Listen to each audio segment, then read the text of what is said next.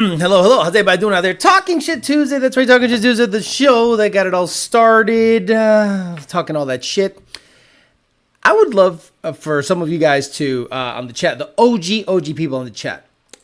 Do you remember how I even came to be in terms of how did I even get on the Coyote map at all? Like, in what capacity did I get myself on the map? We're going to talk about why internet keyboard warrior mechanics, cam profile builders, and all these other guys, why haven't they stepped out of the shadows and have become a prominent force in the industry? You would think if somebody has so much knowledge that they're willing to go in there and talk shit on someone that has access to a lot of this information, you would think that these people would be somebody. They would have done something, not run mediocre times that anybody and their mom can just bolt on parts in their car and do their thing. I have met so many people that are in the shadows, people that know some stuff in the ticket system that have run ridiculous numbers, like very impressive numbers, not just bolting parts on a Coyote Mustang and just, running what everyone else runs. Impressive numbers. They get it. They understand it. But there's a lot of people, the loudest ones out there, the ones that talk most shit, that you go, okay, let me look them up. Let me see if they're a prominent person in the industry. No, they're nobody. And they go, whoa, just because I don't want to be affiliated with you douchebags. Okay, fine. So how many of you actually know how I came to be? We'll talk about that specifically. We're also going to talk about a little bit of Ford news. Ford talking about going hybrid again. 2 days ago, an article was released talking about them not going full bore on electric. They're going to slow their roll. I think they're going to eventually end up with full electric, but eventually the bridge, what I talked about 2 to 3 years ago, the bridge is hybrid. You cannot jump from gas, diesel, all the way to electric without having a bridge. And the bridge will give you a good sense of is this path worth pursuing? Because if electrification is 100% the future, the bridge being hybrid is going to tell you which way you should go. We'll talk about that and many more things, but not before Mr. Bill O'Reilly says hello to the people out here. Okay. We'll do it live. Okay. We'll do it live. Fuck it. Do it live. I'll write it and we'll do it live. Right. Fucking thing sucks. Bill O'Reilly is always right. It does suck. DNF Performance does not suck, though. DNF Performance, DNF Performance for all your go fast needs. Check them out. Get parts, whatever the fuck, shirts, Amory cups, fuel systems, you name it. Check them out. Fuck DNF Performance. We got Caliber Transmission, calibertransmission.com. He should probably get a lighter jockey in that blue car because it probably would have gone 8s already and cut out that stupid clutch slipping that they're doing. Caliber Transmission with their MT82 and 3160 program. LMP, late model performance of MD. I haven't heard much. They got a couple of videos out there where he bought a ZR1. Check them out. Late model performance for your Chevy needs. PMAS, Nick James and PMAS. Please guys, remind me to give something away today. I always forget. At 9 o'clock, remind me to give something away for PMAS, the best cold air chase on the planet. Parts.com. Used parts. I'm telling you, any used part. Think of it as a high-end junkyard that'll ship to your door. A complete cranker pallet, a motor, a transmission, wheels, tires, exhaust. I have gotten so many parts from them. That's the go-to place for used parts. MFP of Australia. Got some Coyote spacers. Still no shit here, but it's all good. 2 Auto Solution. Run me down. So Solution's going to come up and maybe take the motor out of the Corvette. And Bellac. Bellac Industries, the best wheels. If you want to let people know, one of the more crazy things that Bellac must sell so many rear wheels because now people want to be on Bellac's wavelength so much that they'll buy the rears only crazy stuff. And as always, for the merch, go to Rich Print USA for the YDBT collection. Emery in regular font, US flag font, YDBT regular font, YDBT in flag font, red, green, black, and white, all colors. Dolo shirts in regular font and Section 8 shirt, which will probably change the name. I actually went on Patreon and I used Grok and I said to Grok, I need a license plate idea for a Shelby with a Mustang GT motor, and Grok came up with some great ideas. Shell GT is my favorite one, and Cobra GT is my favorite one, and the Amri got up in there and started really contributing to it. I love the Amri. I actually put up a complete list of the Amri right here. This is part of the Amri on Patreon. These are every single member. It's over 400 members on Patreon. Again, I love the members on YouTube. Also, don't think I'm just sleeping on you guys. You guys have badges. You guys have first rights for giveaways. We're going to go ahead and, prioritize the members in different ways. Let's say hi to the people here. We'll talk some shit. Leon Phillips, 101 RTR, I'm home solo. Nick, Ken Phillips, Clean 93 GT, Monty 540, Beal Bash, Valley 10 Speed, Robo Style, Anthony Rafferty again, Slow 99, Ken Phillips, Stuart D, El Verga Larga. Was going on with the homeboys talking that shit that don't know nothing. Like the homeboys that were talking that shit on the peasant chat that don't know nothing. Copium with the cam stuff. EPA, Ken Phillips, El Verga Larga, Richard Tijerina, Kilometers, D-Rock Fox, Cody Jones, Dixon, The High Ground, Cody Jones against Back Tacoma, Ants 19, Coyote HC, Ken Phillips, Gergiovich, Brian E, Peter Chiquito, Ants 99, Coyote, J Swag, Amir, Zahir, CJM, Lupe Martinez, Michael Locks, Slick, Vic, the driver mod, Brian E, ESS 10 Speed, TJ Sikorsky, Brian E, Kelly Aikens, only fan, and Fluffers in the house. Shit. You ain't done it, TJ Sikorsky, Mustang Dennis, my guess. TJ Sikorsky, Donald Trump's earlobe says, beep. Donald Trump's earlobe says the following. Oh my God, where is it? What there we go.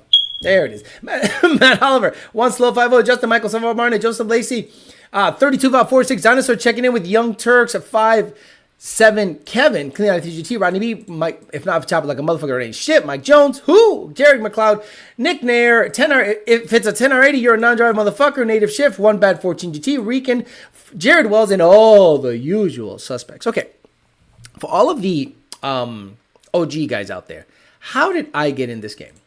Because I want to say 10 years ago, maybe 11 years ago, those of you that followed me on Facebook, that's really the only place I was. I wasn't really on Instagram. I wasn't really on anything like that. I started making fun of tuning. That's right. And then people said, YOLO doesn't know how to tune a lawnmower. Remember, I've had haters my whole life, and every single time people hate on my shit, I just do better. I use it as fuel. So I remember I was just talking all that shit. Now, if what I was saying was not valid, then I would still be in my house, literally looking up stuff on Facebook to talk shit on. But for whatever reason, the industry said, that guy over there knows some stuff, and he's saying some stuff that seems to be inside baseball. So a group of tuners got a hold of me and wanted me to, join their camp and give me insider information. Then a couple of companies wanted me to represent their products because they thought the character was actually saying some truthful stuff. And eventually I ended up in a job with Lund Racing. Lund Racing saw my videos. I met them at the Texas Mile. We talked. Junior was like, "Hey, you're that guy from YouTube." I'm like, "Yeah." And then talked to Senior. Talked for like 3 or 4 hours, and all of a sudden, Senior, a very well-versed person, was like, "This guy knows some stuff. He's not just some douchebag online talking that shit." And I ended up with a job in the industry. Now that I'm in the industry, I have a lot more access to stuff. Now, obviously, I can't give up everything I know, or at least everything I have access to. I can elude. Why do you think I say that if you're going to go racing and you're going to and your wall is, let's say, 1,000 horsepower, why do you think I don't tell you the same engine builders that all of Facebook does? Why do you think I don't tell you the transmission builders that all of Facebook does? Based on what I see, what I know, I say, if you want to live in the 1,000 rear wheel, not behind the asshole, rear wheel horsepower range, and have a reliable motor with great OEM quality, you get yourself an illuminator. If you're going to get a high compression illuminator, even better. I know the ring gap is a little tighter on the illuminators, but I think at 1,000 horsepower, I've never seen a ring land failure on an illuminator, literally ever. I have actually seen block failures. This guy in the Dominican Republic had a, I think, low compression illuminator with the worst blower you can get, the F-Series Pro Charger. That thing needs not only so much crank stress to get going, but it is a heat maker, and you need meth and everything on earth to get that sucker to cool down. But he ended up taking a chunk out of his block, but the rods and pistons were okay. So I say, if you're gonna go racing, and you don't have to believe me if you don't want to. I don't give a fuck. But based on the stuff I know and I have access to, and if I tell you, get yourself a Ford Racing Illuminator if you want to stay in the 1,000 or even 1,100 and down range, and you can live a happy life for many years. And if you want to really get after it, you get with FFRE and say, hey, Joe, I need a stage 3 or stage 2 Gen 3 block.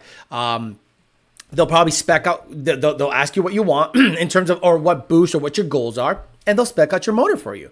And that has been a great marriage between Lund Racing, FFRE, and alike. People that generally run an FFRE motor, Joe's probably like, hey, Lund has had great results with us, so they say, get tuned by Lund. And it's a great marriage. So FFRE says, get tuned by Lund.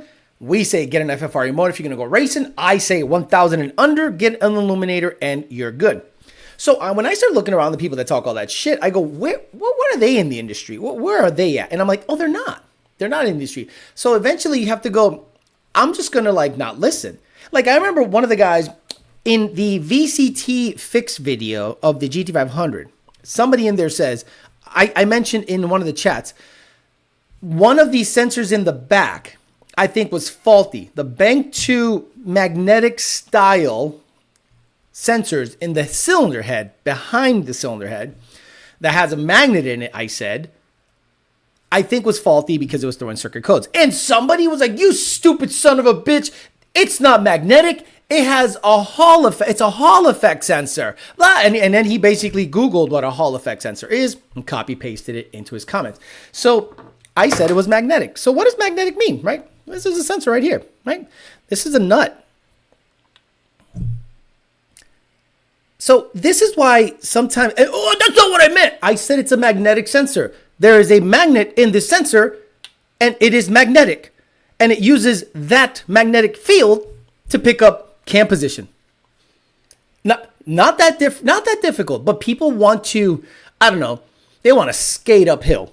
That's what they want to do, like a blade line. And I'm blown away that there are people out there that are typing and understand that the shit I have access to is pretty great. So when I say something, it usually comes with a deep understanding of that subject matter. The VCT stuff was interesting. Alverga Larga was in there going all in on people with very good arguments. So Alverga Larga, you have my respect because you actually went in there and talked some shit that made sense on the K-Series stuff. And on Cam, you talked about peaky motors versus average power. Alverga Larga said something great. He said, why would you want a big cam that is peaky locked and not the same cam with VCT if in theory you have control and have more average power and reach the same peak up top?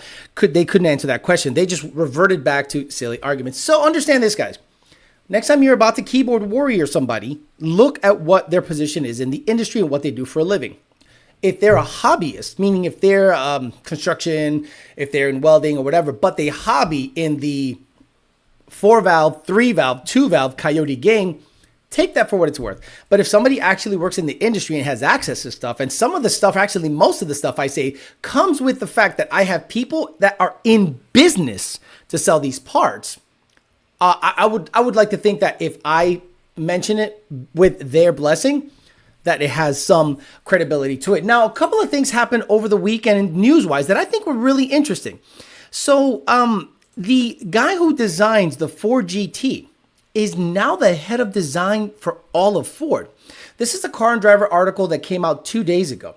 It said the 2017 Ford GT designer Todd Willing become the global styling boss. Ford appointed Willing, who has been with Ford for 20 years and worked on everything from the Fiesta to the GT, as its new global head of design. Ford has appointed the new global head of design, Todd Willing. The move comes after Willing's predecessor, Anthony Lowe, departed in May after 3 years at the helm. Lowe himself was a replacement for Maury Collum, who retired in 2021 after 7 years in the role. And over 2 decades at Ford, Willing now steps into the lead design direction for Ford and Lincoln at the. So this might be a good thing. Again, I'm a Ford fan. And I'm highly critical of Ford because they've done really stupid shit, specifically with the direction that Mr. Farley has taken the company. But maybe we're going to get better looking, less and less, let's say, regurgitated designs in the future. So look out in the future for maybe some design departures from the norm. With Ford, because everything now kind of looks the same. A Ford looks like a Toyota looks like a Honda looks like a Kia and Hyundai copy everything and anything, but everything kind of looks the same right now. And I remember back in the 80s, that's right, I'm old. I could tell it was a Ford Taurus from a mile away. Now I don't know what the fuck it is. And also, the Drive reports that Ford says cheap EV skunkworks division will launch midsize pickup in 2027. Ford announced a slew of changes to electrification strategy, including a lot more hybrids and a much cheaper electric pickup. Basically, long story short, they're gonna basically slow down, pull on the reins a little bit, and say, okay, let's slow down with this electrification thing because the F-150 and the Mustang Mach-E or whatever is a dud, right? When you put them up against the other number one American manufacturer, Tesla, they're not even in the same ballpark. So I'm kind of like, not blown away, but maybe I am. Maybe the administration told Ford, you better push electrification. You better build that. If you don't push electrification, that $3 billion loan that we're going to give you, or maybe incentives for building a battery plant in the U.S. will go away. And Ford had to go along to get along. So we can talk about that situation right there. But again, just like we all thought on this channel, if the future is electric, the bridge is hybrid, and that's like an easy one to pick up. And again, you guys don't call me YOLO Damas for no reason. I've predicted a lot of this stuff that has happened, and I'm kind of, and again, it doesn't come with, it's not luck. It's, I pay attention to everything. My job as a podcaster or a live streamer in this realm is to pay attention to everything. And then when I say something, it comes with basically a bunch of research behind it. And then when it happens, people go, "Oh my God, how'd you guess that?" And I'm like, all you have to do is pay attention to the trends, just like politics. No different. If you're a normie and you don't know that Kamala literally said yesterday, build the wall, I don't know what the fuck's wrong with you. Again, if you're not up to snuff on what's happening, you're going to be left behind, and you're going to wonder why are these people talking about this stuff? I haven't seen it. Because you're on Facebook. Facebook is the last place to get any credible information. Facebook is literally throttling back information, not just on politics, but on everything, car related, life related, you name it. They're the last people to get news on anything. So if you live in Facebook, you're living at least 2 or 3 days in the past. And in terms of internet, digital bullshit, that might as well be a year. But Alex, it uses laser side eye. They're rollerblade, and rollerblades are gay. Gotcha. No, Alex, it's your bit rate. I found one. Okay. Chapman says, opinion on FIC 2050's built sleeve motor, Hellion twins. If you don't leak them, what injector for a Gen 3 Coyote build?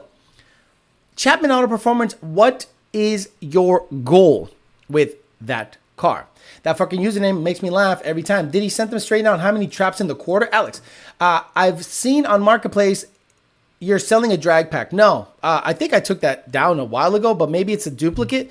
But the Bellac wheels I'm going to keep. I have Fox Body, 15x10, 6.5 inch backspace, Bellacs, and they're wonderful. I will have a Fox Body again, maybe by the end of the year. So we'll see. Actually, to be honest with you, you know what I was shopping for today? I was shopping for Hyundai Genesis R-Spec. Why? Because I don't care about the mileage. I don't care about anything. I just want the body. I am now so, for whatever reason, honed in on getting a Hyundai Genesis R-Spec sedan, 2011 or 12 or 13, that I'm like obsessed with it. And I'm looking at them and they're less than $10,000. So to me, that's no problem. If I can have bigger and bigger write-offs by the end of the year, by the time next year comes around, I won't owe the government shit. I finally just finished this year's taxes, paying them off a couple days ago. Big money. So the following year, they're going to owe me money because I have spent probably exactly what I've made during the year on car stuff. So when I look at the R-Spec, I don't want to keep it stock. The whole reason to get a Genesis R-Spec is to Coyote swap it. Because I think a Coyote motor I know, call me gay, call me crazy. I want a sedan, and I've owned that car, and I thought it was great. It made decent power. It just needs a lot more oomph. And based on what I know, the bolt pattern on the wheels, S550 wheels, fit it perfectly. The the wheelbase is not that far off Mustang stuff. And if I can somehow fit all Coyote drivetrain in it, I'm saying Gen 2 motor or Gen 3, because Jake has all this stuff in stock. So I can say, Jake, what do you think I should do? Gen 2 swap the Genesis 6R80 and a S550 IRS, or should I do a Gen 3 10R80? And then if I could actually use, I don't think so, because the Genesis R spec, I don't know shit about the diff. It might be real junk. So I'd probably put something in there that I trust, and I can get all this stuff for super cheap. I have hookups at Parts Arm. I have hookups at Power by the Hour. It's just a matter of figuring out if it can fit. And if it can fit, I'm saying gut all the stuff, leave the body control module intact, leave everything, leave the computer hooked up. Who cares? All it needs to do is have a 6R80, a shifter, everything made up to it. And if it fits, because it has a 5-liter dual overhead cam motor in it. That's right. A Genesis R-Spec has a dual overhead cam, direct injected 5-liter motor in it already. So in terms of spacing, it might just fit. Little rubbing here and there, little notching here and there. I get it. It's a big project to get involved in. But I've talked about the lack of a badass sedan from Ford. Ford has the Falcon, which is the ugliest Ford ever made. Thank God it stays in Australia. The Crown Vic is a fucking taxi, and people that have a Marauder that think they don't have a Crown Vic make me laugh every freaking day. So if it's not going to be that, it'll be a a Impala SS, like a 94, 95, 4,200 pound big Impala SS, because we've talked about on this channel having old school stuff, Fox Body, Grand Nationals. Hey, if I can Coyote swap an Impala SS or a Genesis R-Spec, I think that'd be cool. And it wouldn't be NA. It'd be badass shit right off the rip. Not to do records or anything like that, but I think it's a cool build to show what's possible with a 4-door and a Coyote powertrain in it. Not a lot of people have done that, and I think it's a good idea. And again, I don't give a fuck about the Crown Vic, because to me, it's like the ugliest fucking car ever made. So for those of you that want me to do a Crown Vic, no, it's not going to happen. Fuck all that. So that's what I've been looking at most of the time. And the fact that I was able to Coyote swap the GT500 with relative ease gave me the confidence. And, I've done the fair amount already. Gave me the confidence of going, why don't I just do weird swaps that nobody wants to do? Because nobody cares about a Genesis R-Spec, but I do, because I've driven one, call it Jenny, and see if I can get that happening and, showcase it on the channel. I think it'd be cool for me.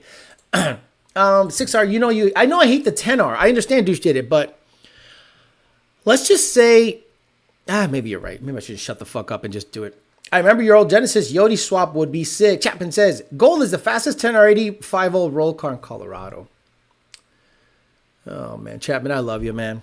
A fast roll car is in the 3s. So you don't need an FIC 2150. You could do ID 1700s. You could do ID 1700s or return style fuel system, E85 and ESS with Colorado. You need like a thimble. But, depending on your power rider, or if it's turbo, you need close to 20 PSI, regardless of how much you have to dump on the gate to make it happen at that high altitude. 20 PSI, ID 1700s, E85, built 10R, built. I'm saying built by the right people. Because today I had a customer with a built 10R with commanded shifts at 8,200 fly past the rev limiter. And I'm like, it's the build. I'm sorry. If it flies past a 8,600 RPM rev limiter, it's not the tune. Sorry. What about the body modules and all that BS? Coyote Crime Load, what I would do is this. I wouldn't care. It's just be a shell. I'm not looking to make everything work. If the AC works, meaning the body control module is intact, then leave it alone, right? Then I'd have to figure out how to, again, that's electrical. That goes to somebody that knows better than me. But if I can put a Coyote in it with a power adder, a good 6R, proper drive shaft, cross members, and motor mounts, and make it all work, and maybe bolt in an S550 rear diff or a solid diff. Make a 4-link out of the fucking thing. Not me, though. Obviously, someone that's way more talented. I would do that. I wouldn't really sweat it all that much in terms of body control modules. Obviously, the windows have to work, all that stuff. But like, if the AC has to be turned on with a different module, I'm not mad about that. I helped do a Coyote swap in Genesis in Puerto Rico. R-Spec, Rami Zaidan? Rami, a 2011, 2012? Or did you mean like the Genesis, the coupe, the 2-door? I want the 4-door. I had the 4-door back in the day, so let's go to 2012 Genesis for sale. Rami, I'm talking about the R-Spec. There was one I saw that was black. Nice. Carfax? No. Fuck. I think it was black. Yeah. Is that $25,000, 6,000 miles, bro? You smoking that shit, bro? I want the junk shit, papa. The junk. La mierda. There we go. Is that an R-Spec? It's got to be R-Spec. Has to be R-Spec. Can't be anything but R-Spec. Genesis base. No, motherfucker. I said R-Spec. God damn it. I hate that when I put R-Spec and it shows me a base. I'm like, no. R-Spec. Nothing but R-Spec. Here we go. Okay, blah. Oh, you son of a bitch. You're not now. Never. Where is it? Oh, fuck you. This is the stupidest website ever. I put in R-Spec and it shows you everything but. It shows you base. There we go. An R-Spec. Look at this. $7,000 for a 130. Two accidents. Who cares? Who gives a shit about the accidents? That with a Coyote. Yeah, keep the badge on. Keep the badge on that bitch. Keep it just like that. That with a Coyote and a 6R. I own this car. That car was nice. I don't think we can make all that shit work. But when you look at the engine layout, you're like, you know what? It might be interesting. So, and again, I have the support of the swap community, Heyo, but I don't necessarily have the support of like regular techs. Like, I don't have a shop here in Florida that I trust. So a lot of the stuff I could do myself, but the real good shit, I'm going to have to ship out. Chapman says, the full build is there. Haha. Hellion 6466, AMS 2000, Stage 4, Suncoast built 10R.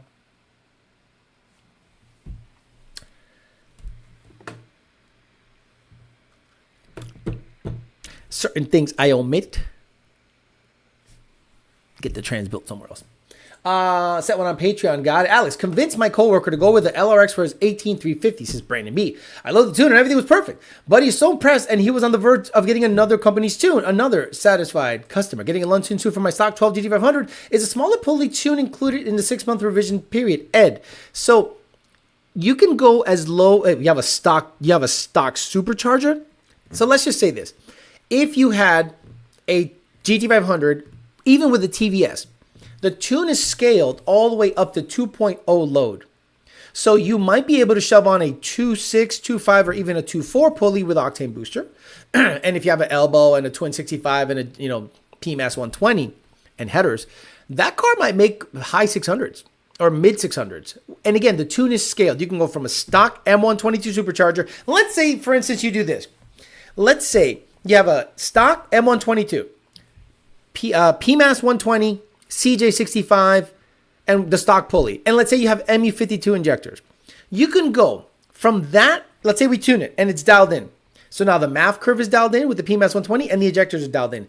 You can literally bolt on a TVS and more boost and not need a tune update. What you might need is a data log review just to make sure it's happy. And if it's happy and there are no leaks, vaya con Dios, acabó el party. Rami says, no, 2-door, Gen 2, 6R80. Papa, I need that 4-door situation. Diddy's secret camera is in the house. He says, hey, yo, like the video. I'll catch the replay. And Rami, when you want to come up and do the Corvette, let me know. So I need a schedule. Because if you're going to come up and do the Corvette, meaning take the motor out, see what's wrong with it, first of all, we have to schedule because it's not easy. I'm by myself. I have to put this thing on a trailer and get it down to Fort Lauderdale somehow. ESS 10-speed says, someone said Manly Rats. I test drove a brand new 24 today. It struggled to stay running after startup, then slipped the 3, 4, 5 shifts. Hell yeah. Chapman says, oof, oof, oof. I love you. The reason I think someone like me doesn't recommend shops in terms of transmission building, especially on the 10R, and I've told people on this chat, Chapman Auto Performance, the 10R80 to me is not a transmission that you should count on being good for a very long time. And the people that build it will say this: have the tuner adjust it. And if the tuner is commanding a 7,200 RPM shift point and it flies past that and hits at 8,500, I'm not going to slam the shifts at 6,500, 6,000 to mask a mechanical issue. So a lot of these trans builders are saying, just put someone else's tune in it. Yes, other tuners are willing to slam the fucking tables and say, we'll just lower the shift to 5,000. And if it hits under 8,000, we're happy. The problem is now you don't know what's happening. If you're commanding a shift at a certain output shaft speed and it blows past it. So how do you know if you add boost, it's not going to blow past it even more? So honestly, I only recommend like 2 transmission builders. And again, at that power level that you're at right now, you should have a fucking turbo 400 in that fucking thing. Or you're going to have to go through a 10R80 a season. That's just how it is. Good evening, says Alex Viejo. That Genesis interior needs some fake carbon stickers. Alex, how much does geographical locations have to do with the tuning you Lund do? Would a similar car spec in different parts of the country get different tunes? Example, Michigan versus Florida. So Treehound, I know this, and I don't know how old you are, but I'll give you this. I'll give you an example that in my head works all the time. When in 1984 or 82, when Oldsmobile would sell you a Cutlass Supreme with a 305 and had a Rochester carburetor, did they make one specific for Colorado? Did they make one specific for Florida? Did they make one specific for Michigan, Oregon, or Alaska? No. A carburetor is basically a dumb MAF sensor. Whatever air is sucking in will command whatever fuel it needs. If you understand how the boosters, the Venturi, and how the fuel is pulled out of the bowls based on the velocity or mass of the air going through the Venturi and the throttle body blades. So if Oldsmobile would sell you the same spec'd out car in Oregon, Alaska, Colorado, or Florida, why would we change anything based on altitude? The mass of the air coming into the mass airflow sensor dictates what cell it hits for what fueling. So when we tell you to do a idle, slow rev, watt log, you are basically sampling the lower cells or higher cells, depending on the tuning software. Let's say it's HP tuners. The lower cells are idle. The middle cells are transition. So that's where your slow revs come into play. And then you go wide open throttle and it samples the top of the cells as high as it can go. So now that tune is scaled for the max airflow allowable in your area. That's why Ford sells every Mustang on the planet with the same mass airflow sensor part number. They don't say, well, the tune is different in Colorado. So same thing with aftermarket tuning. What dictates fueling is the mass airflow sensor and how much air mass is getting through it. So no tune changes are needed for Florida, Alaska, Oregon, or Colorado. When I think carburetor, it makes so much sense in my head. But for people that don't understand how a carburetor works, I understand why it can be a little more difficult. Got a super chat here. Nick Rogers gave me $5. Actually, he gave me $5 twice. Thank you so much, Nick Rogers.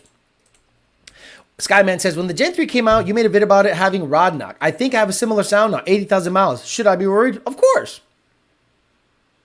You have a mechanical ticking noise in your motor and you wonder if you should be worried. Get a Lexus RCF. They come with a Lexus 5.0. Coyote swapped that. So a way more expensive car. No. Rami says, yes, Poppy, we getting communication this week and we're getting it on. Whoa, hey, yo. Dipstick Motorsports says, old stock Gen 1 Coyote motor looking to get more power for a road race application. Worth doing anything to it? Or moon, tune till it blows, then buy a Gen 4X, drop it in. Why Gen 4X? Why do people do that? Why do people think that the latest and greatest is what they need? Why do you think a Gen 4X is any better than a Gen 3? Stop it. This is people opening a catalog, seeing the latest and greatest, and saying, I want that. Remember when the 5.2 XS came out? Oh, that's the motor to get. For what? It's a forged 5.2. Why don't you just get a Predator motor at that point? Because it's a lot cheaper. Oh, see, I was about to say something. See, I was about to say something that's inside knowledge, but I'm not going to give it up. It's about 5.2s, but I'm going to stay quiet on that. So what you should do, Dipstick Motorsports, is get a Gen 2 or a Gen 3 after that one blows up. Don't worry about the Gen 4X. You're not going to gain anything with a Gen 4X. Kilometer says, built for speed. Check your Venturi tube connecting to 2 tanks, making sure. Kill shot. And with that old 305, when you got good DA, you flip the air cleaner lid, and all of a sudden, it's a race car. Alex, does my Texas brakes work in Canada? I love it. Alex, can you shout out my bro? Dick's in my ass. Back to the whiteboard series. See, exactly. The whiteboard series, I talked about the mass airflow sensor and what we do in the tune to scale it. And, you know, that's a good one to bring up because I think a lot of people listen to the live streams and they don't go back and watch the videos. So whiteboard series MAF. Look at that. Whiteboard series MAF curves and how. Okay, perfect. Wow. No, for a transition. Look at that. I can't, you know, okay. Say what you will about I suck and I'm gay. But I try to teach these kids. The fact that your design in mass. So this is perfect, okay? So a lot of people go, well, idle, right? This is a MAF curve. This is more like HP tuners. HP tuners does it stupid. They actually no, so does SCT. This is idle. So when I look at a tune, this is your idle MAF curve. And these points, these data points, I can either go up or down to add or take away fuel. The transition part is when you're like, you know, above 2000 RPMs, but just below watt. And a lot of this stuff, cold air intakes, swaps, PMAS 120, a lot of these MAF curves usually fuck up right around here. And right around here, you see this. So you see these data points that are junk. And you see that awesome mass airflow sensor. That's basically showing you the curvature of the cold air. When you have a very tight curve in front of the mass airflow sensor, it tends to have turbulent air. And I should have drawn turbulent air here. Did I draw turbulent air in there later on? I wish I did. Because if I did, it would make more sense. It looks like a fucking dick. What the fuck, Alex? Yeah, look at there you go. So it's good. Great part. There you go. Here, well, this turbulent air is going to eventually smooth out, but then by the time it takes a turn, it creates turbulence here and here and here before it has a chance to straighten out a little more in a straight part of the pipe. Think of it. Right. So everyone that can talk shit about, you know, me, cams, and this and that, when they look at these tutorial videos, not only can they not refute it, I don't even think they understand what I'm trying to tell them. So when I talk about cams and VCT, a lot of people try to refute it. I'm like, you don't even understand the operation. So trying to explain it to the normies, no offense to the normies out there, but trying to explain it to the normies that swear to God they know more than anybody else. Guy's named NA something. It's just a waste of your breath. Was about to say that the 5.2 has thinner sleeves. Nope. Wasn't about to say anything like that. No, seriously. Was Alex about to say 5.2s are duds? I didn't say that. Was Alex about to say the XS and the Predator are the same? No. I was going to say something totally... Oh, no, yeah, no. No. See, a lot of the information that I get, I'm told not to repeat. And it's not negative. If you want to get a Predator motor, get a Predator motor. If you want to get a 5.2 XS, get a 5.2 XS. If you want to get a Gen 4X, get a Gen 4X. I don't give a fuck.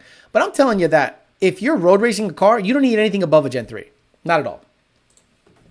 No need to go back to the whiteboard series if the new guys won't watch them. Exactly. But Alex, don't care about what you said back then. They want you to say it now and directly to their question. Good evening. Jumping into a drop late evening illuminator building. Alex out there drawing a horse dicks. A very triumphant bastard.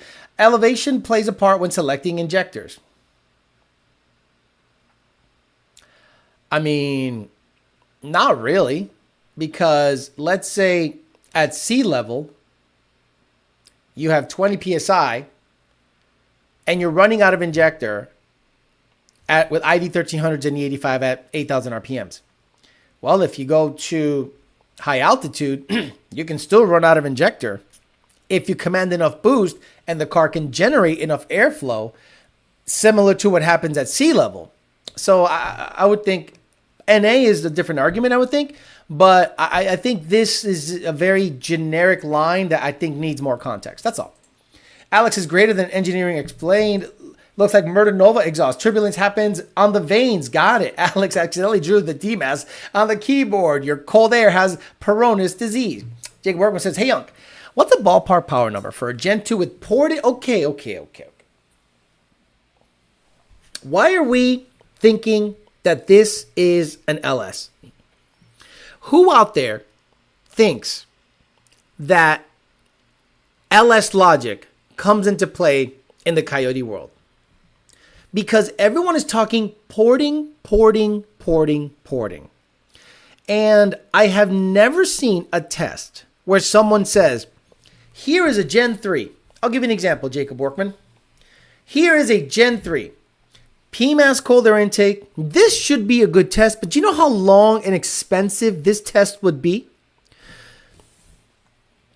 Because what you're saying is ballpark power number for a Gen 2, ported heads, cams, ported CGI 85. So let's do this.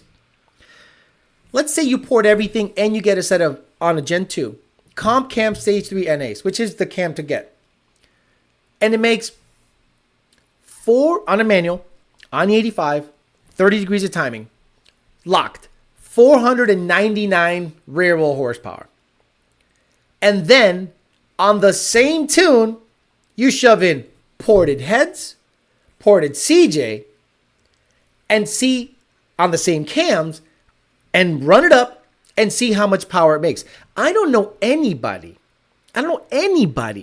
that has done that test to unequivocally say the Coyote NA benefits from porting. I have not seen that test. These cylinder heads on Coyotes flow stupid. So if anything, what you're going to do is take away a whole bunch of torque by opening up the ports. And who's going to port it? Like if I take it to head games, I would say I trust his porting method.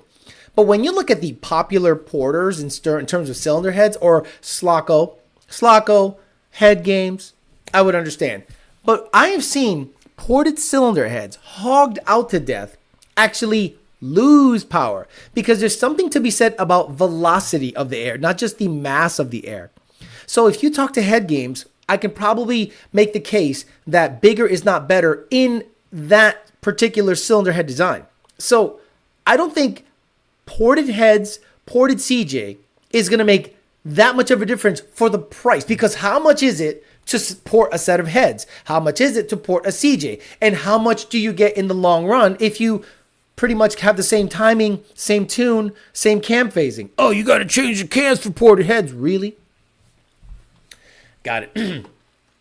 Yeah, exactly. You want to spend on ported stuff, Jacob, what you could buy boost for. That drawing called the DMAS, I lot at OTR guide. I laughed at OTR guys all the time. We have been 9.4 at 147 all motor with a PMAS fender well intake. Bro, Danny Bill, you're going to get guys pissed off because those OTR guys swear to God that an OTR makes more power when I've never seen any data, actual data that tells me any different. If anything, what happens is this. There is a point when you shove your cold air intake in front of your car. Let's say you're okay. Danny, you bring up a great point, and I appreciate you because it makes me dive off into craziness. So let's say you have a open air element intake in a fender well. The fender well is a massive air box that is not causing any turbulence. So there is no restriction of this intake being in this huge well from being able to suck in whatever it wants to suck in. Hey-o.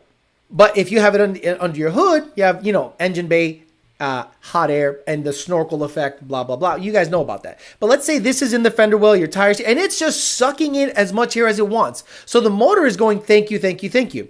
The mass airflow sensor is just seeing a draw-through situation. It is allowing the air to come in a straight fashion. The mass airflow sensor is happy. But the problem is Camaro logic. People think this car is speed density, and it is not. It is MAF. So let's say you take that same sensor and you put it in front of the car. Now, you don't have... When you stick your hand out the window, Is it perfectly smooth and going back?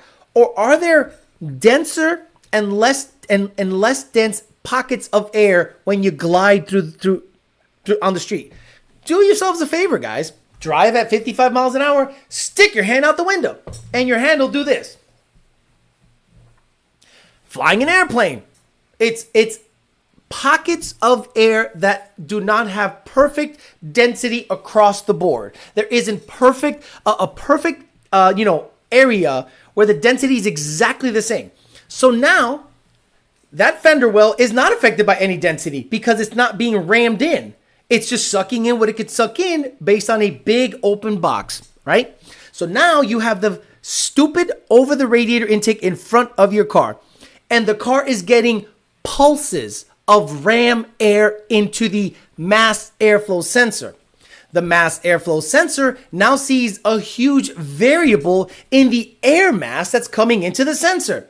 So fueling looks like this. Whereas Danny's fender well intake at Watt, fueling is flat because it's not having a variable in terms of the density of the air hitting the mass airflow sensor. So when you do a ram air effect with a mass airflow sensor that detects air mass, and the air mass is constantly varying because of the pulsing that it's doing, you get inconsistent fueling and you get worse performance. I cannot explain that to any puro pinche 956 a la verga cuz and have it make sense in his head unless I say, pendejo, saca la mano and go like, oh, look, right? It's pulsing. It's not a consistent dense, it's a pulse because there's air pockets with different air densities everywhere. It's like when what was the episode in Star Trek where Geordi, Picard, Deanna Troi, and Data went to a conference, and when they came back, there were pockets of space-time that were ripped, and they had to navigate them. Fuck you guys. Yeah, Osman, people will still go, oh, but is it more air betterer? Not in a mass airflow sensor situation when you have pulsing happening at the mass airflow sensor and it's going, oh, this much, oh, less, this much, and it's inconsistent and it is not funneled in a consistent fashion. The mass airflow sensor has to have consistent, smooth, laminar airflow. Put an OTR guy, a Cobra guy, and a Shelby guy in a groom. Who's winning? The Coyote is easily the highest potential when boosted, as well as an A performer for swaps. Want an E85 Gen 2 for my S10 with a 6R. The D-Mass effect, baby. More boxes, less turbulent air. More boxes! 5-way Josh. You'll never get this kind of information from Thang Mode, most educational Mustang channel of all time. The pockets of air, you guys have to envision what that even means. You watch NASCAR, don't you, stupid motherfucker? You watch them racing, you see does the windshield just stay like this? Or does the windshield do this? Huh? When the car's behind another car, and the flaps come down, then he gets closer, the flaps come up, and then he gets out. So this is turbulence. You don't want turbulence on a MAF sensor. You want the straightest airflow possible. So if you were to ask me, what is the perfect way of building a cold air intake that has a MAF sensor in it so that it can suck in the most air possible without turbulence? The fender well. The fender well. The fender well. When you, I remember, who's that company that makes body parts? Cervini. Remember they used to make a ram air hood? And remember how bad the car drove with your ram air hood and the fucking fender and the cold air actually getting hit with turbulent air? And then the moment you put a shield around it, it drives beautiful. How about you swap guys, huh? Remember when you just dangle the cold air somewhere and it drives like shit? And then your tuner says, build out of cardboard a temporary shield. Oh my God, it drives so great now. There are swap companies that are finally incorporating the fender well theory into their swaps. That's right. You're going to start seeing high-end swap companies that say, well, we don't want the fender, we don't want the mass airflow sensor in front of the fan. We don't want it facing the ground because these guys are spending $100,000 on a Bronco Coyote swap car, Predator swap, now Predator speed density. So that can get ram-aired in all the fucking time. Because again, you have a MAP sensor, manifold absolute pressure, not mass airflow. Any idea what the CFM, I think it's over 300 if I'm not mistaken. Timescape, is that the episode? Timescape, TNG. I love you. Timescape. You guys are great. The 151st episode of the American science fiction series Star Trek Next Generation. They're returning to the Enterprise from a conference. As they near the ship, they encounter pockets of temporal disruptions that have peculiar effects and could be lethal if they pass through them. They modify the sensors to avoid them and find the Enterprise and a Romulan warbird frozen in time. The warbird has fired a disruptor at the Enterprise, which had initiated a power transfer to the. This is a Romulan warbird. Just to let you know, this is a Romulan warbird. Yes, this is my. I'm like a child. Oh, like a child. I love it. I love that. Thank you guys so much for that. That touches my heart. It really does. Dan, getting Alex's mind at work when someone asks them questions in the ticket system. I've seen OTR guys in Houston, bro. They do Hellcat shit, stabbing the throttle. But what if I port my fender? Been following you since 2018. Dan Young, thank you very much. OG, like it. Evening, y'all came at a great time. Timescape season 6, episode 25. Guys, watch season 6, episode 25. Timescape, Paramount Plus if you have it. Star Trek: The Next Generation. The time disruptions is air pockets. If I get an OTR guy, okay, nerd, right? So it's a nerd. Hey, I would love to get an OTR guy, a guy that builds over the radiator intakes, builds them, sells them. I would like to sit him down and say, how does a mass airflow sensor work? And they'll say, it don't matter, man. All you need to do is get more air to some bitch, and it's all that matters. No. The main sensor, the first line of defense for any of them is any mass airflow equipped vehicle is the mass airflow sensor. I think the LS world has been done a disservice by people that shut off the MAF sensor. Just tune the speed density, don't worry about it. Drives like shit, but at watt, all they care is about watt performance. I'm telling you, when I tuned the Corvette, drivability was on fucking point because I have a very deep understanding of what the mass airflow sensor wants. And I did many tests. And if you saw a lot of the videos that I put out there, I did so many tests on the ZR1. I tried 4 different cold air intakes. I relocated the mass airflow sensor in the Corvette on the Kong intake. Then the Ram Air version came out, and I still think that there is improvements to be made on that. But I'm not going to go out there and redesign a cold. I should do it on my own Corvette because I know exactly what needs to happen on a cold air, on a boosted vehicle with a mass airflow sensor that's very sensitive. The mass airflow housing, sensor housing, has to be round. Not oval, not elliptical, fucking round. And then you can then predict or at least straighten out as much as possible the airflow on that vehicle. I'm going to probably go back and revise a lot of things on the Corvette once I get it back. We'll see. Chapman says, I was scared. Turbo 4. Yeah, I would do Turbo 400 on everything. Thanks for everything. If you've done the car, okay, I don't know if you've done any of the cars we've done with y'all, but they're kicking ass. Working with Senior right now on his orange twin turbo GT500. Y'all did back in the day with another company that I won't name because they're doing weird shit. Appreciate the support. Can I be frank? Shout out to you, bro. You ended up getting like 300 more subscribers and you're putting out more videos. We love it. I saw a notification today of you putting out another video. Keep pumping out those videos, brother. You'll get to 100,000. You're going to surpass me. I guarantee it. I'm watching the episode tonight. Watch the episode. It's very good. I bought the Next Generation Complete Set Blu-ray for $100. What was that? A TOS Warbird?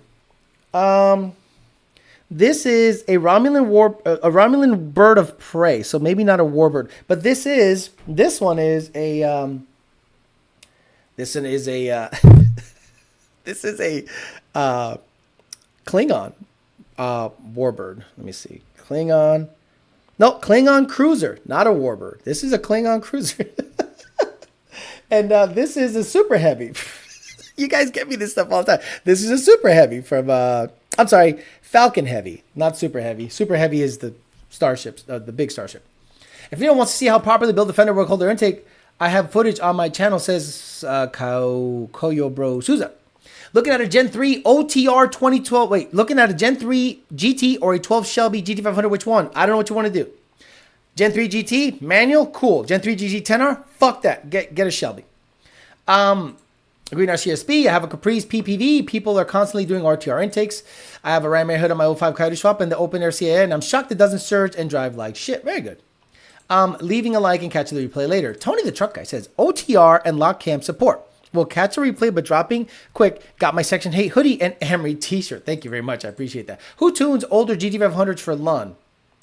All of us. As long as it has a N-gauge and a ZT2 box, we can tune it, no problem. I subbed to Can I Be Frank last week. Nice. Dad says, serious question. Whipple 2018. I currently have a Calimer D4, but I've been debating getting an 11 to 17 Calimer Stage 3, D4 373, or Stage 3 D4, 373 gear. I want quicker, not fast, car to race on the street. Thoughts? 11 to 17 Stage 3.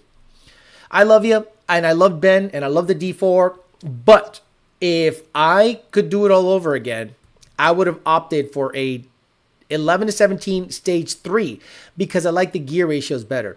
One of the biggest errors Ford did, in my opinion, was take the gearing away from the 11 to 17 MT82. The 11 to 17 MT82 gearing is phenomenal, tight.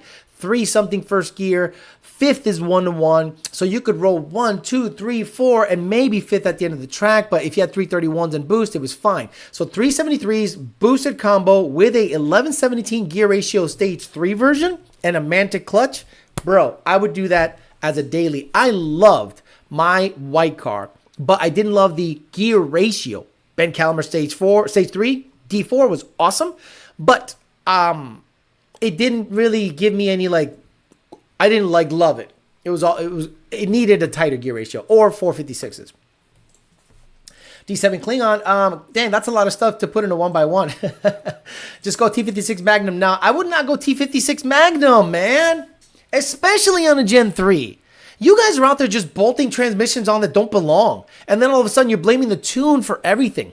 The moment you put a T56 in a Gen 3, you're going to have a wrench light that cannot go away.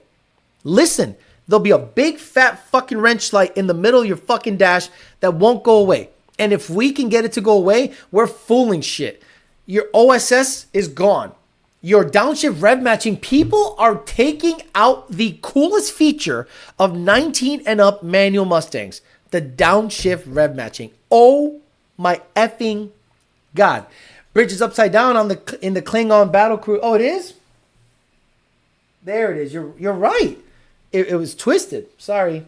The front came apart. I apologize. See, now it's good. See, that's the bridge, right? Oh, this is such a nerd. I am a nerd. That's why I can tell you that pockets of air have different air density and it affects the mass airflow sensor when you have a fucking OTR intake. Like a dumbass. Anyone that has an OTR, un pendejo, don't know what the fuck. You are slowing the car down. But it looks cool. I have to cut my radiator. I have to cut my radiator support. It's cool looking. Cool. It's slower. Don't tell them that. And the problem is, right, when you gut the car, you take out all of the shrouding from the fender. Now your fender well doesn't become, it just becomes another turbulent area. Good job. Leaving a like, catch replay later. This guy. Live twice is one of those Suncoast homos. There's a weird group of guys that like show me a 7-second Suncoast transmission. That shifts when I tell it to shift. Again, they're not tuning it, so that's nothing you can do. Mofler, Can I Be Frank vids are great, but also have the most retarded comment section. Absolutely. Giveaway time. Thank you. Giveaway time. Okay, we're going to give away a PMAS something. So if you have a 11 to 17, 18 and up, 11 to 23. If you want a PMAS fender well or something like that, I'll do a giveaway. I was thinking about a question because I saw something on some physics channel. I was looking at something on some physics channel and I was like, wow, that'd be a good question to ask for the giveaway. So again, we do Star Trek trivia here. So let me look up the actual answer and I will then give away again. Members get priority. Members always get priority. So let me see which TNG episode. Okay.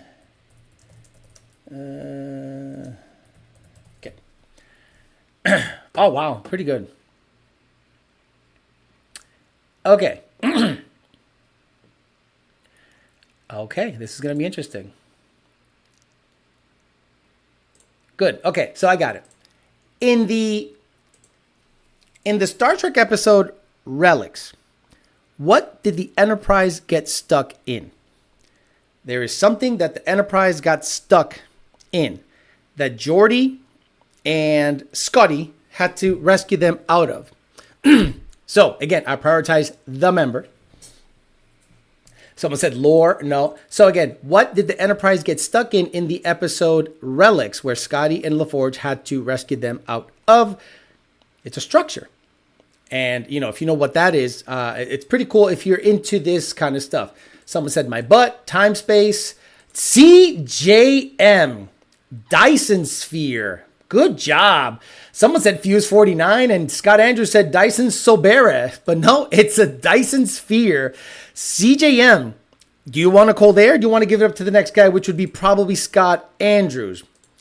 But they got caught in a Dyson sphere because if you guys know what a Dyson sphere is, it's a theoretical round object that surrounds a star. If it's a neutron star, it'd be a lot closer to the center. If it's a sun-like star like ours, it'd probably have to be wider because it emits more energy, but it's more luminous than a typical, neutron star. But Dyson sphere, CJM, if you want the cold air, let me know. If not, the next guy gets it. So CJM, you win. Dyson sphere. A lot of people, someone said transporter cycle, Dyson sphere, ESS 10P. You almost had it. Black hole, wormhole. Is it called the DP? But no, CJM, ydbtforlife@gmail.com. I don't need it. Okay, so the next guy says, but I like how they do that. They answer, but then they say they don't need it. So the second guy was Scott Andrews with a Holly Haram. Scott Andrews, do you need a cold air or something from PMAS? Yes or no? Scott Andrews. If you need something from PMAS, whether it's a coupler, whether it's a cold air, whether it's filters, whatever. Because you were number 2. You said Dyson Sobera, but that's close enough because I think I know where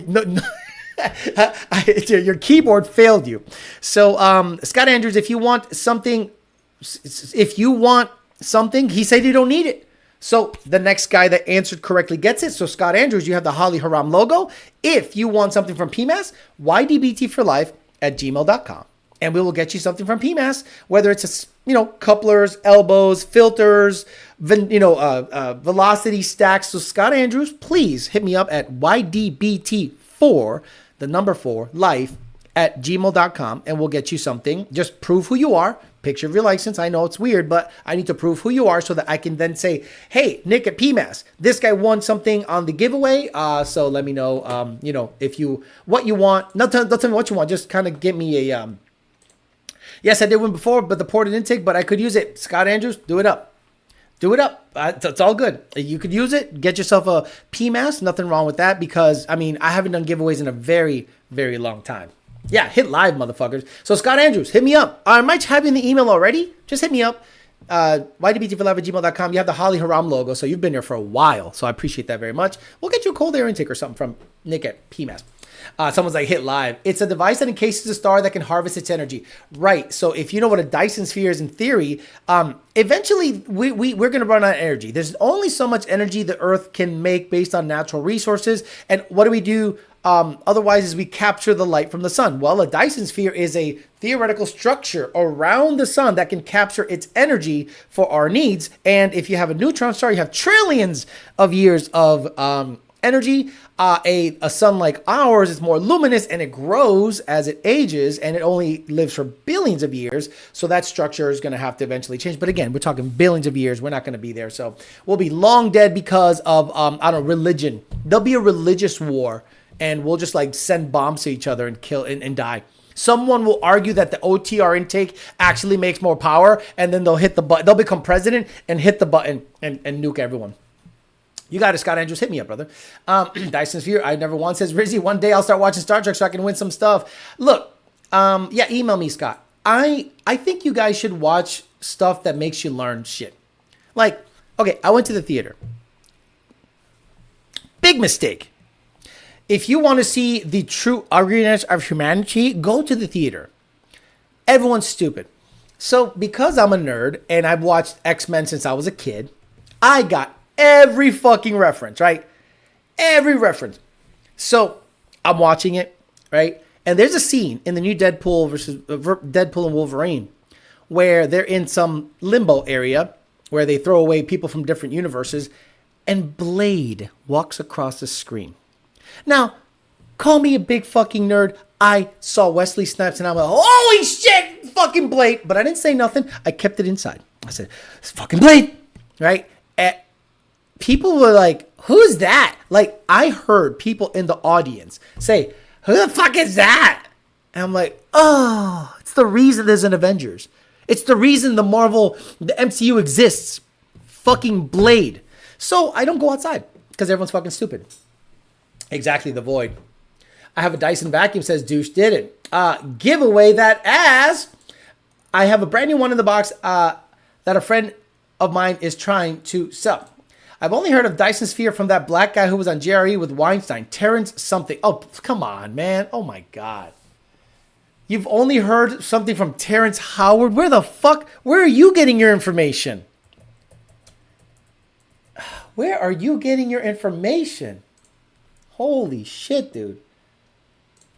Terrence Howard is the first time you heard of a Dyson Sphere? Terrence Howard. The guy that says 1 + 1 = 3. Dyson argued that if the... Anyway, so this is what they theorize a Dyson Sphere could look like if there wasn't a super advanced civilization somewhere. If there was a super advanced civilization somewhere, they would actually be able to harness the energy of the sun in some kind of, funky looking structure like this. So basically it just draws the power from the sun and it somehow transfers it back. And, you have billions of years of power because it's basically a nuclear process going on up there.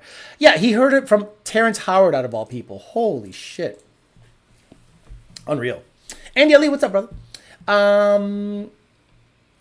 Still trying to ice skate uphill. Exactly. Chapman Auto Performance says, where do we put the Alex tune request for that twin turbo 5? Oh, okay. Chapman. If I have to slam that fucking thing at 5,000 RPMs to hit at 7,500, I am not going to adjust that much longer. You understand? So if I give you a transmission tune that hits at 7,500 or 8,000 and you send me a log and that sucker flies past 8,200, I'm going to stop. I'm going to say, are you willing to get a transmission that's not shit? I love you. Mike Eva says, unfortunately, I've watched some astrophysics videos. Where do you recommend watching things related to these topics? I think it's called Cool Worlds. Okay. Physics-related topics. Cool Worlds is where you want to go. Number one, you go to Cool Worlds. This guy is wonderful. He is not a pompous shithead. Cool Worlds delivers great information right there. Are Dyson spheres actually possible? A jumbo mystery. Why black holes break the universe. What happened to Venus? A journey to the end of the universe. Watching the end of the world. Why going faster than light leads to time paradoxes. How big is the universe? A star that can't exist. Outlasting the universe. How does quantum entanglement allow for faster than light communication? Why we may be surrounded by older alien civilizations? What's stopping us from building a warp drive? Crowded or lonely? The statistics of alien life. Guys, cool worlds. You will be here forever. It is a wonderful YouTube channel. Go there. You will not regret it. Cool worlds. The guy is an excellent orator. Brings you great information. I think he's a wonderful YouTuber. But again, it's only if you're interested in physics. A lot of people are interested in what's in front of you right now, like politics. Like, I don't give two fucking shits about politics. I don't care. I know we have to care because we live in those times. But honestly, I care more about getting the fuck off this earth and becoming a interplanetary species than Kamala or Trump. I don't care. Who is Blade? Yeah, someone said in the theater, who that guy? Of course, you can tell what kind of... Who that? Who that? That's the reason we're here. Speaking of learning stuff, says Coyote Crime Lord. Did you see that they're stopping the excavation of the gold? Oh, really? Yeah, because they're learning too much. Coyote Crime Lord. So, Goble Clitepe. So, okay, we're getting off kilter here. It's not car shit anymore. You see the chat drop from 600 to 400. Oh, he's talking physics. I'm out of here. Sorry. I like to learn stuff, not just tell you that an over the radiator intake is so stupid. And I explained. Like, someone should clip that. Can someone clip that part? That an over the radiator intake can cause unwanted turbulence at the MAF sensor, causing lack of performance because of denser air pockets in front of you. Please, someone clip that. I'll post it. Oh, he's talking about, should I get a new tune after installing a new ice tank? Nope. Why do you need it? Why do you need a... Please tell me you're kidding. Chapman says, going to do some digging into that transmission info. I think it's the Sunco Stage 4. I know it's built though. Love you. Yeah, no worries. We just disclaim certain things because people do this. Push products. New product. Big margins. New product.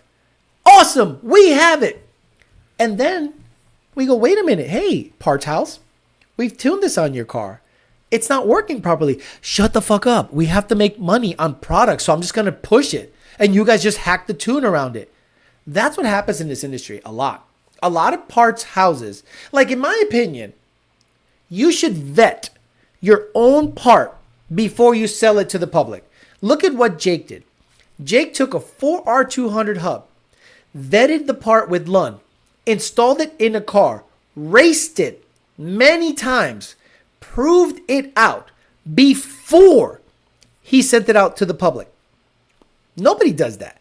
Do you think torque converter manufacturers, do you think transmission builders, do you think all that? Some transmission builders do. They do it on their own shit. But not all of them do. A lot of them just say, we put more clutches in it. We put a bigger E-drum to allow an extra clutch. And this valve body is made out of billet. And this converter is made out of billet. So it's badass. Then you put it in your car and it doesn't hit a shift. It slams into gear. It does weird stuff. It slips on the 4-5 shift, which is interesting. I can tell what transmission you have in your car if it slips the 4-5 shift. Sorry. I love that I tell motherfuckers Lund won't tune it. So if you buy it, don't come to us. Don't come to us for a Lund tune. What do you want to do, Stock 50? Okay, I thought that was my fire alarm. I ran to stare at it. Ship beeped again. You see Boeing has to work with Elon for the 2 astronauts? Yeah, that's interesting. 17 manual best boost options for the Gen 2 in 2024. Stock 50, that's a good... what do you want to do? Roll race, drag race, fast street car? You kind of have to know what you want to do, and you have to verbalize that in the question because I don't know what you're trying to do with the car. I watched one explaining space continuously expanding outward from Big Bang and how far we can see versus how far it expanded by now. It's crazy to even try to quantify. You want to go fast? Get a Turvy Performance 352 with an in-house engineered 10R80. Nick says, over the air rating takes great. The same outcome as a fat kid jumping in a pool while you're trying to swim. Yeah, of course, Rizzy. Of course, Rizzy. When you explain to somebody and they understand air density, and when you have inconsistent air density being rammed into a very sensitive sensor, I can't help. I can't I can bring a horse to water. I can't make it drink. I can try my best to let people understand what a MAF sensor does based on data, based on what we've done. All it does is wig out the MAF signal. Like, that's all it does. Now, there are people that do the following, right? Which I think is a little bit better thought process, but still dumb, because you still have varying pockets of density making its way up to the tube. So on F-150, not F-150s because they're speed density. Let's say you have an over the radiator intake, but it elbows down and then goes forward. Basically, you have the top of the throttle body, a tube, a 90, that's smart, then another 90 at the bottom. But the sensor is somewhere in the middle. The problem is you still get pockets and pulses of varying density making its way up the sensor. So it's still inconsistent. It has to suck. Heyo. It has to suck. Okay? Air. You cannot ram air into a mass airflow sensor that is on an NA car. It has to suck. Now, a centrifugal constantly blows. Okay? A centrifugal and turbo is a constant blow-through effect. No varying pulses. Just constant pulsing. Constant positive pressure at the MAF. Consistent.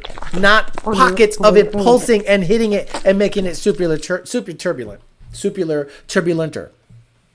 It's about the maker Bombera saying big tube, more power. Again, that's why I know they don't know shit.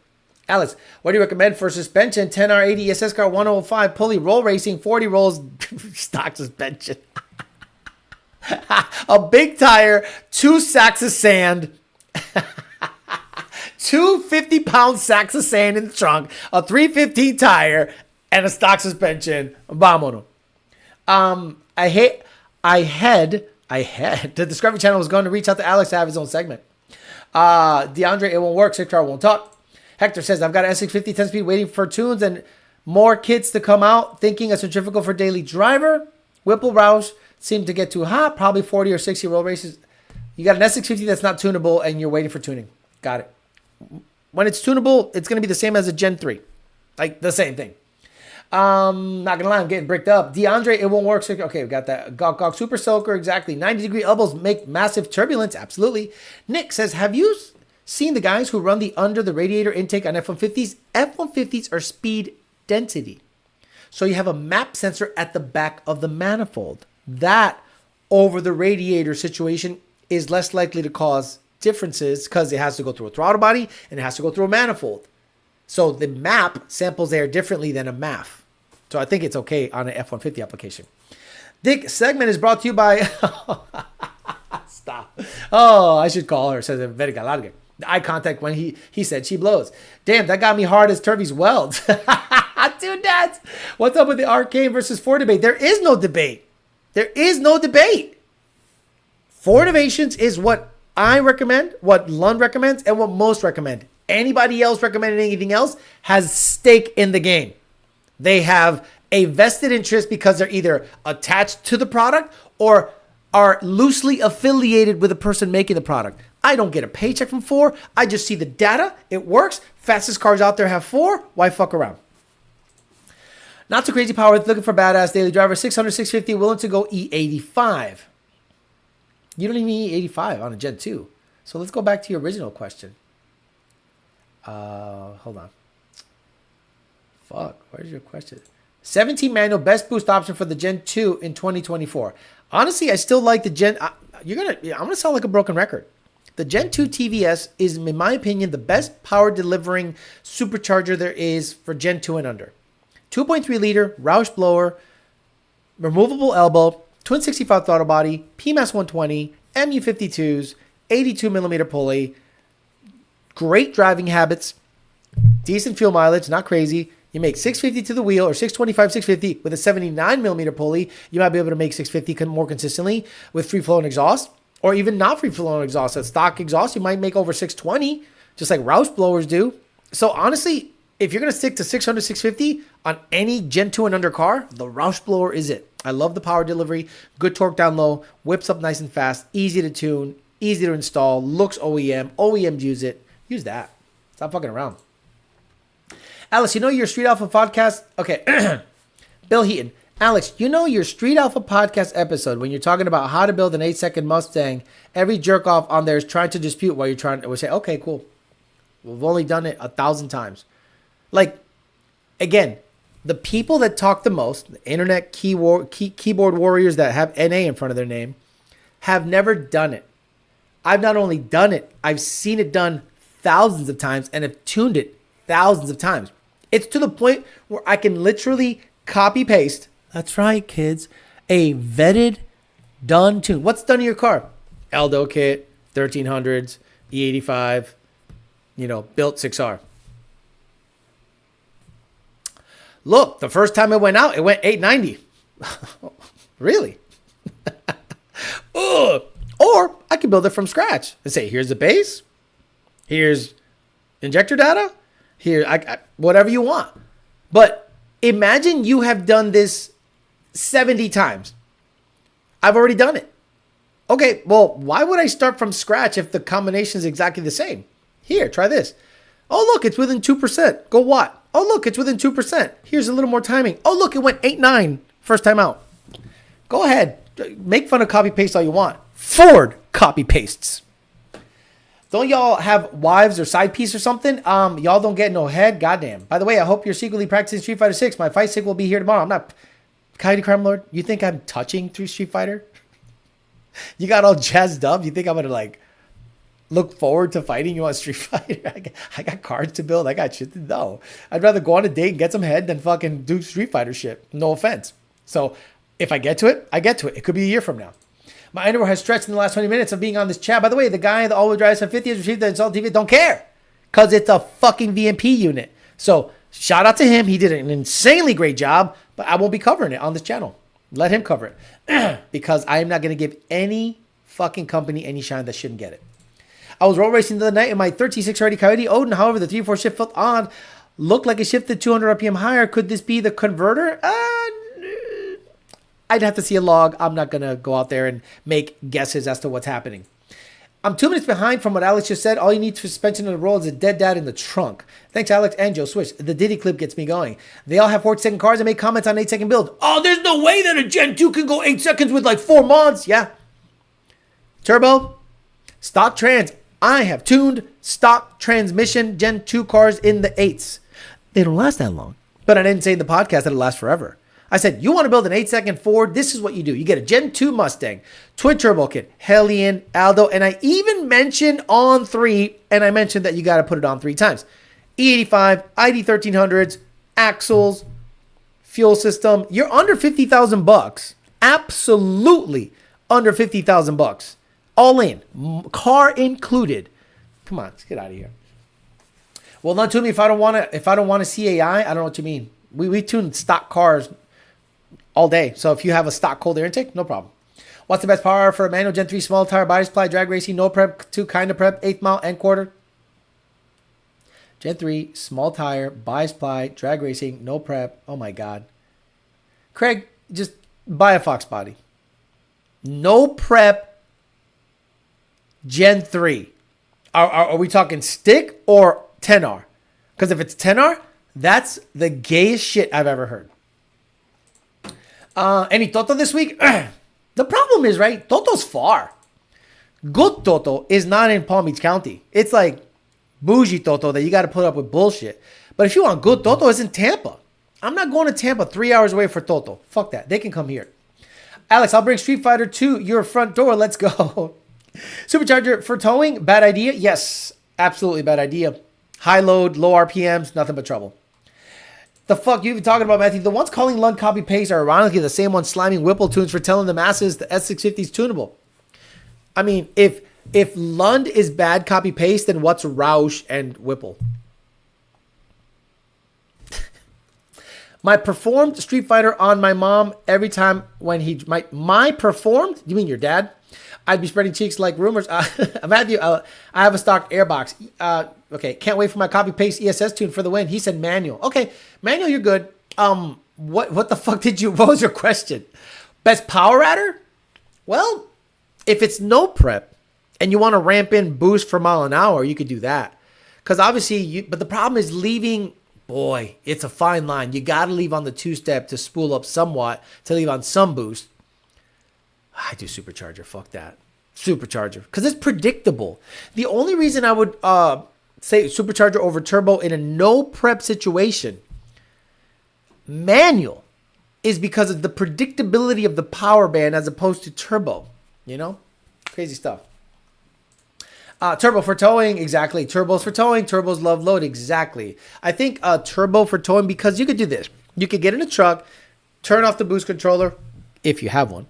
Turn it off, and you're on a 7-pound spring, right? 7 pounds ain't going to hurt the thing on pump gas, and you could tow, be at 7 pounds, be happy. And then when you're not towing, you want to go racing, turn on the boost controller, command a couple more PSI, 10, 11, 12 PSI, and go party with the 85.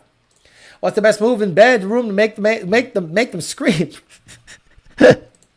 Chapman, Auto Performance. One of our Coyote Direct buddies said y'all didn't want to do revision from stock 18 Manny to plasma.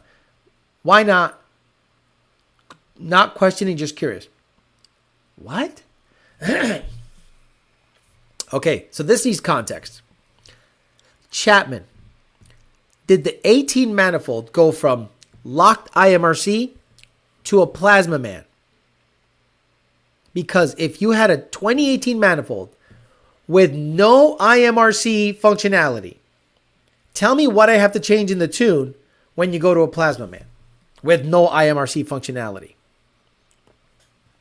It's like when people say, I have a 2018 manifold with locked IMRCs. I am now installing a Boss intake. Please send me a tune. I go, what do I have to do between an 18 manifold with locked IMRC to a Boss intake with no IMRC present? Again, Alex Ops, gotcha. Hey, it's almost time, and I'm just checking in. Open scene. Bye-bye, fucking hilarious. Call back to X-Men 2 Cyclops car radio. Okay, what's happening? Thanks for the information today, says Mike Evonk. I will definitely binge watch some Cool Worlds videos. Cool Worlds, guys. Guys, binge watch Cool Worlds. You will learn so much. The guy delivers great information. Alec Flores, Ops, bro, just T-back. Chapman Auto. Yes, locked. So, okay, Chapman. Did Lund say no revision needed? Or did Lund say we won't tune it? Because the way you worded the question says, one of our Coyote Direct buddies said y'all didn't want to do a revision from a stock 18 manifold to a plasma man. Why? And then you said here, yes, they're locked. You see why I have to ask specific questions to people? Did he get the okay from Lund to run it on the existing tune? Yes or no? This is why I think the internet can run amok with misinformation. And I'm not saying you're spreading misinformation. I'm just saying, oh, no revision needed. Okay, so Lund did not refuse to tune the car. One of our Coyote Direct buddies said y'all didn't want to do a revision from stock 18 manifold to plasma man. Oh, no. No revision needed. You see, that's why I have to pull this information out so everyone can hear it, so that people aren't misinformed. No revision was needed, so he said, you're good.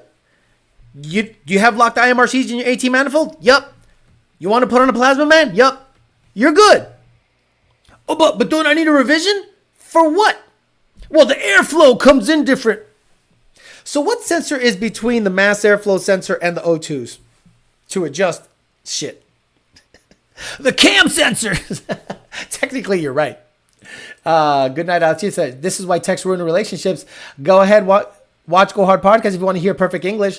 I get what you're saying. People run off with it. Exactly. That's why you always need context. All right, guys, I'm going to get out of here. Thank you very much. And again, congratulations to the Holly Haram winner of the PMAS cold air intake. You won an 18 manifold. Now you're going to win a PMAS cold air intake. I'll keep trying to remember. You guys need to remind me. I get off kilter on subject matters. So I know I have to do a giveaway every week. I'm still waiting for crank supports. I'm still waiting for MFP. But if not, I'll just buy shit and give shit away so you guys can get some stuff, because I know I always talk about giveaways and I try not, I don't come through. So I'll try to do my best because you guys support the kid. You guys are on Patreon. There's members here that have logos, and there's people that buy Rich Print USA t-shirts. You guys are supporting the kid. We're doing good. I'm trying to get more shops going. I'm trying to get potentially a place with a big garage because now it's getting pretty serious. So I'd like to, finagle my way into being, giving you way more content. The swap content I think is coming hardcore, heyo, because once I did the GT500, it seemed to piss off a lot of people. And I'm like, yes, I want to do that with other cars and other platforms. But